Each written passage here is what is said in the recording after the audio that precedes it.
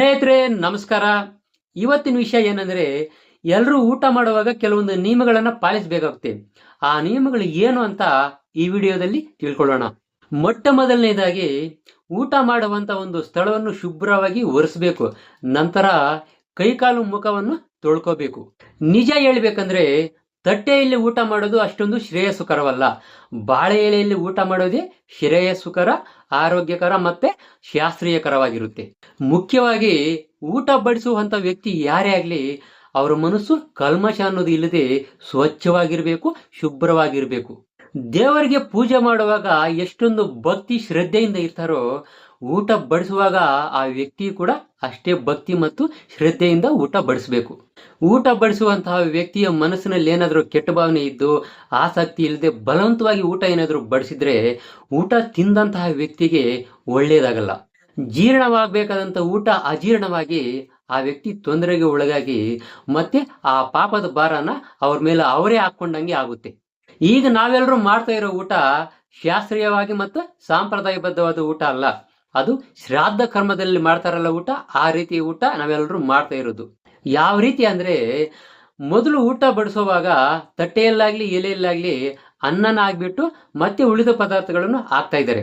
ಇದು ಶ್ರಾದ್ದ ಕರ್ಮಗಳಲ್ಲಿ ಮಾಡುವಂತ ಒಂದು ಕಾರ್ಯ. ಇದು ನಮ್ಮ ಸಂಪ್ರದಾಯದಲ್ಲಿ ಮತ್ತು ಶಾಸ್ತ್ರೀಯವಾಗಿ ಯಾವ ರೀತಿ ಊಟ ಬಡಿಸ್ಬೇಕು ಅಂದ್ರೆ, ಮೊದಲು ತಟ್ಟೆಯಲ್ಲಿ ಪಲ್ಯ ಅಥವಾ ಉಪ್ಪಿನಕಾಯಿ, ಉಪ್ಪು ಏನಾದರೂ ಒಂದು ಪದಾರ್ಥವನ್ನು ಬಡಿಸಿಬಿಟ್ಟು ನಂತರ ಅನ್ನನ ಬಡಿಸಬೇಕು. ಎಲ್ಲರೂ ಸರ್ವೇ ಸಾಮಾನ್ಯವಾಗಿ ಮದುವೆ ಊಟಕ್ಕೆ ಕೆಲವು ಸಮಾರಂಭಗಳಿಗೆ ಹೋಗಿರ್ತಾರೆ. ಅಲ್ಲಿ ಎಲೆಯಲ್ಲೂ ಯಾವ ರೀತಿ ಊಟ ಬಡಿಸ್ತಾರೆ ಅನ್ನೋದು ಎಲ್ರಿಗೂ ಗೊತ್ತಿರುತ್ತೆ. ಮೊದಲು ಉಪ್ಪು ಹಾಕಿ ಆಮೇಲೆ ಕೆಲವು ಪದಾರ್ಥಗಳನ್ನು ಪಲ್ಯಗಳನ್ನು ಹಾಕಿ ನಂತರ ಊಟನ ಎಲೆಯಲ್ಲಿ ಬಡಿಸ್ತಾರೆ. ಈ ವಿಷಯ ಎಲ್ರಿಗೂ ಗೊತ್ತು. ಆದ್ರೂ ಸಹ ಅದು ಅಲ್ಲಿಗೆ ಮಾತ್ರ ಸೀಮಿತ. ಮತ್ತೆ ಮನೆಗೆ ಬಂದ ನಂತರ ಮತ್ತೆ ಶ್ರಾದ್ದ ಕರ್ಮದಲ್ಲಿ ಮಾಡುವಂತ ಒಂದು ಊಟನ ಎಲ್ಲರೂ ಫಾಲೋ ಮಾಡ್ತಾ ಇದ್ದಾರೆ. ಎಲ್ರಿಗೂ ಗೊತ್ತಿರುವಂತ ನಮ್ಮ ಆಚಾರಗಳನ್ನು ದೂರ ಮಾಡಿಬಿಟ್ಟು ಗೊತ್ತಿಲ್ಲದೆ ಇರತಕ್ಕಂಥ, ಅನವಶ್ಯಕವಾಗಿ ಬೇಡದೇ ಇರತಕ್ಕಂಥ ವ್ಯರ್ಥ ಅನಾಚಾರಗಳನ್ನು ನಾವು ಫಾಲೋ ಮಾಡ್ತಾ ಇದ್ದೀವಿ. ಯಾಕೆ ಈ ರೀತಿ ಮಾಡ್ತಾ ಇದ್ದೀವಿ? ಮುಖ್ಯವಾಗಿ ಊಟ ಮಾಡ್ಬೇಕಂದ್ರೆ ಯಾರು ದೇವರ ನಾಮಸ್ಮರಣೆನೇ ಮಾಡ್ಕೊಳ್ಳೋದಿಲ್ಲ. ದೇವರ ನಾಮಸ್ಮರಣೆ ಮಾಡ್ಕೊಂಡು ಏನಾದ್ರು ಊಟ ಮಾಡಿದ್ರೆ ಆಗ್ಬಾರ್ದೇನಾದ್ರೂ ಆಗ್ಬಿಡುತ್ತಾ, ಬರ್ಬಾರ್ದೇನಾದ್ರೂ ಬಂದ್ಬಿಡುತ್ತಾ? ನಾವು ಊಟ ಕೊಡ್ತಾ ಇರೋದು ನಮ್ಮ ಜೀವಾತ್ಮದ ಒಳಗಡೆ ಇರುವಂತ ಒಂದು ಪರಮಾತ್ಮನಿಗೆ ಕೊಡ್ತಾ ಇರೋದಂತೂ ಯಾರು ಮರಿಬೇಡಿ. ಆ ರೀತಿ ಇರ್ಬೇಕಾದ್ರೆ ದೇವರ ಸ್ಮರಣೆ ಯಾಕೆ ಮಾಡ್ಕೋಬಾರ್ದು? ಊಟ ಮಾಡ್ಬೇಕಾದ್ರೆ ಸರ್ವೇ ಸಾಮಾನ್ಯವಾಗಿ ಎಲ್ಲರೂ ಮಾಡ್ತಾ ಇರೋ ಇನ್ನೊಂದು ತಪ್ಪೇನಂದ್ರೆ, ವಿನಾಕಾರಣ ಮಾತಾಡೋದು, ಚರ್ಚೆ ಮಾಡೋದು. ಪಕ್ಕದ ಮನೆಯವ್ರು ಏನಾದ್ರು, ಎದುರು ಮನೆಯವ್ರು ಏನಾದ್ರು, ಅವ್ರ ಮನೆಯಲ್ಲಿ ಏನಾಯ್ತು, ಇವ್ರ ಮನೆಯಲ್ಲಿ ಏನಾಯ್ತು, ಯಾರು ಯಾರ ಜೊತೆ ಓಡೋದ್ರು, ಯಾರ ಮನೆಯಲ್ಲಿ ಗಲಾಟೆ ಆಯ್ತು, ಯಾರು ಯಾರನ್ನು ಹೊಡೆದ್ರು, ಎಷ್ಟು ಏಟು ಹೊಡೆದ್ರು, ಎಷ್ಟು ಏಟು ಓಡಿಸ್ಕೊಂಡ್ರು, ಈ ರೀತಿ ಎಲ್ಲ ಕೆಲ್ಸಕ್ಕೆ ಬಾರದೇ ಇರೋ ಮಾತೆಲ್ಲ ಊಟ ಮಾಡುವಾಗಲೇ ಮಾಡ್ಬೇಕಾ? ಊಟ ಮಾಡಿದ್ಮೇಲೆ ಇದೆಲ್ಲ ಮಾತಾಡ್ಕೊಂಡ್ರೆ ಆಗಲ್ವಾ? ಅದೇ ಒಂದು ದರಿದ್ರ ಅನ್ಕೊಂಡ್ರೆ ಇನ್ನೊಂದು ದೊಡ್ಡ ದರಿದ್ರ ಇದೆ, ಫೋನು. ಊಟ ಮಾಡುವಾಗಲೇ ಫೋನ್ ಮಾಡಬೇಕು. ಊಟ ಬಲಗೈಯಲ್ಲಿ ಮಾಡ್ತಾ ಇದ್ರೆ ಎಡಗಲ್ಲಿ ಫೋನು, ಈ ತರ ಮಾಡ್ತಾ ಇರ್ಬೇಕು. ಚಾಟಿಂಗ್, ವಾಟ್ಸಪ್, ಫೇಸ್ಬುಕ್, ಯೂಟ್ಯೂಬ್ ಎಲ್ಲ ಊಟ ಮಾಡುವಾಗಲೇ ಮಾಡ್ಬೇಕು. ಈ ದರಿದ್ರ ಎಲ್ಲ ಊಟ ಮಾಡಿದ್ಮೇಲೆ ಮಾಡ್ಕೊಳಕ್ ಆಗಲ್ವಾ? ಊಟ ಮಾಡೋದು ಅನ್ನೋದು ಅಷ್ಟೊಂದು ಸುಲಭವಾದ ಮಾತಲ್ಲ. ಅದೊಂದು ಪವಿತ್ರ ಕಾರ್ಯ ಇದ್ದಂಗೆ.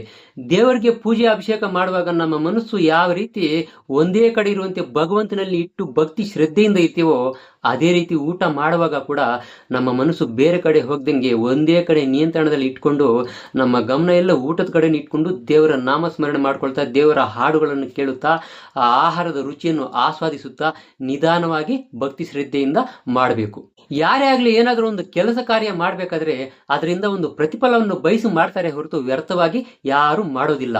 ಅದೇ ರೀತಿ ಊಟ ಮಾಡುವಾಗ ಕೂಡ ನಾವು ಭಕ್ತಿ ಶ್ರದ್ಧೆಯಿಂದ ಗಮನ ಇಟ್ಕೊಂಡು ಊಟ ಮಾಡಿದ್ರೆ ಅದರಿಂದ ಬರುವಂತಹ ಒಂದು ಪ್ರತಿಫಲ, ಆರೋಗ್ಯ ಅನ್ನೋದು ನಮ್ಗೆ ಸಂಪೂರ್ಣವಾಗಿ ಸಿಗುತ್ತೆ. ಊಟ ಮಾಡ್ಬೇಕಾದ್ರೆ ಒಂದು ಪೀಠನೋ ಇಲ್ಲ ಒಂದು ಚಿಕ್ಕ ಆಸನ ಹಾಕೊಂಡು ಅದ್ರ ಮೇಲೆ ನಾವು ಕೂತ್ಕೊಂಡು ನೆಲದ ಮೇಲೆ ಎಲೆ ಅಥವಾ ತಟ್ಟೆ ಇಟ್ಕೊಂಡು ಊಟ ಮಾಡ್ತೀವಿ. ಅಂದ್ರೆ ನಾವು ಕೂತ್ಕೊಂಡಿರೋ ಒಂದು ಹೈಟು ಮೇಲೆ ಇರುತ್ತೆ, ಎಲೆ ನಮ್ಗಿಂತ ಕೆಳಗಡೆ ಇರುತ್ತೆ. ಯಾಕೆ ಆ ರೀತಿ ನಾವು ಪೀಠದ ಮೇಲೆ ಇಲ್ಲ ಕುರ್ಚಿ ಮೇಲೆ ಕೂತ್ಕೋಬೇಕು ಅಂದ್ರೆ, ಕೆಳಗಡೆ ಈ ತರ ಬಗ್ಗಿ ಎದ್ದು ಊಟ ಮಾಡ್ತಾ ಇದ್ರೆ ಶರೀರಕ್ಕೆ ಒಂದು ವ್ಯಾಯಾಮ ಆಗುತ್ತೆ. ಅದರಿಂದ ಆರೋಗ್ಯ ಚೆನ್ನಾಗಿರುತ್ತೆ ಅಂತ ಆ ರೀತಿ ವ್ಯವಸ್ಥೆಯನ್ನು ಮಾಡಿರೋದು. ಈಗ ಏನಾಗ್ತಾ ಇದೆ, ಕುರ್ಚಿ ಮೇಲೆ ಕೂತ್ಕೊಳ್ಳೋದು, ಆ ಕುರ್ಚಿಗಿಂತ ನಮ್ಗಿಂತ ಹೈಟ್ ಬಾಯಿ ಲೆವೆಲ್ಗೆ ಕರೆಕ್ಟ್ ಆಗಿ ಬರಬೇಕು, ಅಲ್ಲಿಗೆ ಡೈನಿಂಗ್ ಟೇಬಲ್. ಹಿಂಗೆ ಮಾಡ್ಬೇಕು. ಏನು ಈ ತರ ಬಗ್ಗೋದೇ ಇಲ್ಲ, ತುಂಬಾ ಕಷ್ಟ ಅಲ್ವಾ? ಅದಕ್ಕೆ ಬರಬಾರ್ದು ರೋಗಗಳು ಬಂದು ಹೋಗ್ಬಾರ್ದು ಕಡೆ ಹೋಗ್ತಾ ಇರೋದು. ಬಾಳೆ ಎಲೆಯಲ್ಲಿ ಊಟ ಬಡಿಸಬೇಕಾದ್ರೆ ಎಲೆಯ ಕೆಳಭಾಗ ಮತ್ತು ಮೇಲ್ಭಾಗ ಅಂತ ಇರುತ್ತೆ. ಎಲೆಯ ಕೆಳಭಾಗದಲ್ಲಿ ಯಾವ ರೀತಿಯ ಪದಾರ್ಥಗಳನ್ನು ಬಡಿಸಬೇಕು, ಮೇಲ್ಭಾಗದಲ್ಲಿ ಯಾವ ರೀತಿಯ ಪದಾರ್ಥಗಳನ್ನು ಬಡಿಸಬೇಕು, ಎಲೆಯ ಎಡಗಡೆ ಏನ್ ಪದಾರ್ಥ ಇರಬೇಕು, ಬಲಗಡೆ ಏನ್ ಪದಾರ್ಥ ಇರಬೇಕು ಅಂತ ಕೆಲವು ನಿಯಮಗಳು ಕೂಡ ಇದೆ ನೋಡಿ. ಎಲೆಯಲ್ಲಿ ಈ ರೀತಿ ಬಡಿಸಬೇಕು. ಇನ್ನು ಮುಖ್ಯವಾಗಿ ನಾವು ಕುಡಿಯುವಂತ ನೀರಿನ ಗ್ಲಾಸ್ ಯಾವ ಕಡೆ ಇಟ್ಕೋಬೇಕು ಅಂತ ಕೂಡ ನಿಯಮ ಇದೆ. ಎಲ್ಲರೂ ಏನ್ ಮಾಡ್ತಾರೆ ಅಂದ್ರೆ ಎಡಗಡೆ ಇಟ್ಕೊಳ್ತಾರೆ, ಯಾಕಂದ್ರೆ ಎಡಗಡೆಗೆ ಅನುಕೂಲ ಇರುತ್ತೆ ಅಂತ ಎಡಗಡೆ ಇಟ್ಕೊಳ್ತಾರೆ. ಆದ್ರೆ ಅದು ತಪ್ಪು. ಬಲಗಡೆ ಇಟ್ಕೋಬೇಕು. ಬಲಗೈ ಇರುತ್ತಲ್ಲ, ಈ ಕಡೆ ಇಷ್ಟು ಮಾತ್ರ ತಿರುಗಬೇಕು, ಬಲಗೈ ಪಕ್ಕದಲ್ಲಿ ಇರಬೇಕು, ಆ ರೀತಿ ಇಟ್ಕೋಬೇಕು ಅಂತ ನಿಯಮ ಇದೆ. ಬಲಗಡೆನೆ ನೀರಿನ ಗ್ಲಾಸ್ ಏನಕ್ಕೆ ಇಟ್ಕೋಬೇಕು ಅಂದ್ರೆ, ಎಡಗಡೆ ಏನಾದ್ರು ಇಟ್ಕೊಂಡು ಗ್ಲಾಸ್ ಈ ರೀತಿ ತಗೋಬೇಕಾದ್ರೆ ಬಾಡಿ ಮೂವ್ಮೆಂಟ್ ಇರಲ್ಲ. ಅದೇ ಬಲಗಡೆಗೆ ಈ ತರ ತಿರುಗಿ ಎತ್ಕೋಬೇಕಾದ್ರೆ ಬಾಡಿ ಮೂವ್ಮೆಂಟ್ ಆಗುತ್ತೆ. ಆ ತಿಂದಂತ ಊಟ ತಿರುಗಿದಾಗ ಸ್ವಲ್ಪ ಎಕ್ಸರ್ಸೈಸ್ ಆಗಿ ಕೆಳಗಡೆ ಹೋಗುತ್ತೆ, ಮೇಲೆ ಸ್ವಲ್ಪ ಖಾಲಿ ಆಗುತ್ತೆ. ಆ ಖಾಲಿಯಾದಂತ ಒಂದು ಜಾಗಕ್ಕೆ ಇನ್ನೂ ಸ್ವಲ್ಪ ಊಟ ಸೇರಿಸಬಹುದು ಅಂತ ಈ ರೀತಿ ನಿಯಮವನ್ನ ಮಾಡಿದ್ದಾರೆ. ಹೀಗೆ ಪ್ರತಿಯೊಂದು ಆಚಾರ ವಿಚಾರಗಳಿಗೆ ಹೊಂದ್ಕೊಂಡಿರುತ್ತೆ. ಈ ರೀತಿಯ ಆಚಾರ ವಿಚಾರಗಳನ್ನು ಅವ್ರಿಷ್ಟ ಬಂದಂಗೆ ಅವರ ಅನುಕೂಲಕ್ಕೆ ತಕ್ಕಂತೆ ಎಲ್ಲರೂ ಬದಲಾಯಿಸ್ಕೊಂಡು ಬಿಟ್ಟಿದ್ದಾರೆ. ಆಚಾರ ವಿಚಾರಗಳನ್ನೋದು ನಾವು ಹಾಕೊಳ್ಳೋ ಬಟ್ಟೆನ ಇಷ್ಟ ಬಂದಾಗೆಲ್ಲ ಬದಲಾಯಿಸ್ಬಿಡೋದಕ್ಕೆ. ಆಚಾರ ವಿಚಾರಗಳನ್ನೋದು ಶಾಶ್ವತವಾಗಿ ಒಂದೇ ತರ ಇರಬೇಕು. ಅವುಗಳ ಹಿಂದೆ ನಾವು ಹೋಗುತ್ತಾ ಅವನ್ನು ಪಾಲಿಸ್ಬೇಕು ಹೊರತು ನಮ್ಗೆ ಇಷ್ಟ ಬಂದಾಗೆಲ್ಲ ಅವನ್ನು ನಮಗೋಸ್ಕರ ಉಪಯೋಗಿಸ್ಕೋಬಾರ್ದು. ಆಚಾರ ವಿಚಾರಗಳಿಗೆ ಎಲ್ಲರೂ ಸೇವಕರಾಗಿರ್ಬೇಕು. ಅವುಗಳಿಂದ ನಾವೇ ಹೊರತು ನಮ್ಮಿಂದ ಅವಲ್ಲ. ಅದಕ್ಕೆ ನೋಡಿ, ಎಲ್ಲರೂ ಆಚಾರ ವಿಚಾರಗಳನ್ನು ಅವ್ರ ಇಷ್ಟಕ್ಕೆ ಅನುಕೂಲಕ್ಕೆ ತಕ್ಕಂತೆ ಬದಲಾಯಿಸ್ಬಿಟ್ಟು ಮಾಡಬಾರ್ದ ಕೆಲಸಗಳನ್ನು ಮಾಡ್ತಾ ಇರೋದ್ರಿಂದ ಆಗಬಾರ್ದಾಗಿ ಬರಬಾರದು ಬಂದು ಹೋಗಬಾರ್ದು ಕಡೆಗೆ ಹೋಗ್ತಾ ಇದೀವಿ.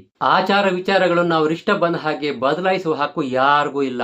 ಸ್ನೇಹಿತರೆ, ಇದಿಷ್ಟು ಊಟ ಮಾಡುವಾಗ ನಾವು ಪಾಲಿಸಬೇಕಾದಂತ ಕೆಲವೊಂದು ನಿಯಮಗಳು. ಇದೇ ತರ ಆಸಕ್ತಿಕರವಾದ ಮತ್ತೊಂದು ವಿಷಯದೊಂದಿಗೆ ಮುಂದಿನ ವಿಡಿಯೋದಲ್ಲಿ ಭೇಟಿಯಾಗೋಣ. ಅಲ್ಲಿವರೆಗೂ ನಮಸ್ಕಾರ. ದಯವಿಟ್ಟು ನಮ್ಮ ಚಾನೆಲ್ ಅನ್ನು ಸಬ್ಸ್ಕ್ರೈಬ್ ಮಾಡ್ಕೊಳ್ಳಿ. ಸಬ್ಸ್ಕ್ರೈಬ್ ಮಾಡಿದ್ಮೇಲೆ ಬೆಲ್ ಬಟನ್ ಬರುತ್ತೆ, ಅದನ್ನು ಒತ್ತಿದ್ರೆ ಆಲ್ ಅಂತ ಆಪ್ಷನ್ ಬರುತ್ತೆ. ಅದನ್ನು ಪ್ರೆಸ್ ಮಾಡಿದ್ರೆ ನಾನು ಮಾಡುವ ಎಲ್ಲಾ ವಿಡಿಯೋಗಳು ನೋಟಿಫಿಕೇಶನ್ ಮುಖಾಂತರ ನೀವು ನೋಡ್ಬೋದು.